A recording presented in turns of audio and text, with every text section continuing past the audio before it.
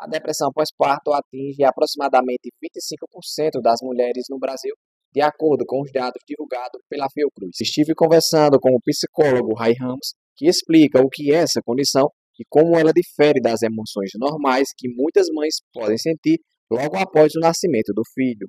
A depressão pós-parto, ela é uma condição clínica, né? Porque muitas vezes a gente confunde com aquela tristeza pós-parto que pode ser comum, né, para a maioria das mulheres após o nascimento do filho. A depressão pós-parto, ela precisa apresentar uma intensificação e uma durabilidade um pouco mais intenso, sabe? Então é uma condição clínica, né? É um transtorno, né, de humor, um transtorno mental, que é um pouco comum, mais sério, então precisa de acolhimento e muitas vezes até de um tratamento.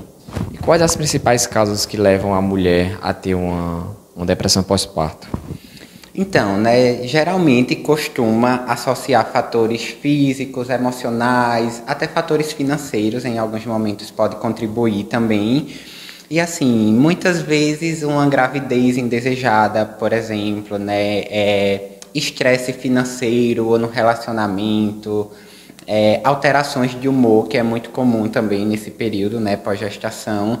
Então, assim, é um conjunto de condições que podem levar a mulher, e eu acredito que até os fatores sociais têm contribuído muito para isso também, né? A idealização que muitas vezes a própria sociedade e as pessoas fazem da maternidade, né, como se fosse algo inato, natural, que a mulher precise abdicar totalmente da sua vida para a criação dessa criança. Eu acho que tudo isso vai interferindo para essa privação da liberdade da mulher e, consequentemente, trazendo um peso muito grande.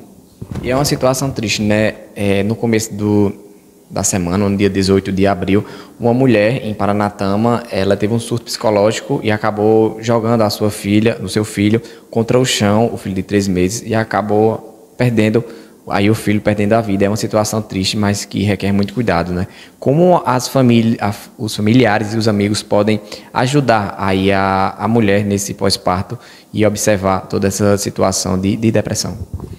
Então, eu acredito que estabelecendo ali uma rede de apoio, né, porque essa rede de apoio precisa ser da ordem afetiva, né, mas também nesse suporte social, econômico, muitas vezes, né, porque a mulher naquele primeiro momento vai precisar realmente se dedicar muito a essa maternidade. Então, eu acredito que está dando esse suporte, oferecer essa ajuda e quebrando um pouco essa romantização que existe em torno da maternidade, né? Como eu falei, de que a mulher ela precisa abrir mão de si enquanto mulher, enquanto profissional, porque isso muitas vezes distancia a mulher dela em si, né? Para ser só mãe dessa criança, e isso tem gerado muito adoecimento para algumas mulheres. E como as mulheres podem prevenir ter esse tipo de doença? Que a depressão ela é uma doença que as mulheres podem prevenir para não acarretar numa depressão pós-parto? Eu acredito que tentando lidar de forma mais possível com essa maternidade, sem tanta idealização, sem tanto peso, entendendo que é uma fase que realmente vai requerer uma entrega muito grande dessa mulher, mas ela precisa tornar possível, né? Muitas vezes a gente tem aquela ideia de que o amor da mãe para com o filho ele é inato, então naturalmente ele já vem junto com o nascimento do filho, mas é uma construção, leva um tempo, e a mulher ir respeitando esse tempo mesmo, dessa elaboração e dessa criação desse vínculo. E caso a mulher seja diagnosticada com depressão pós-parto, quais os principais meios de tratamento para que ela se cure e volte ao bem-estar social?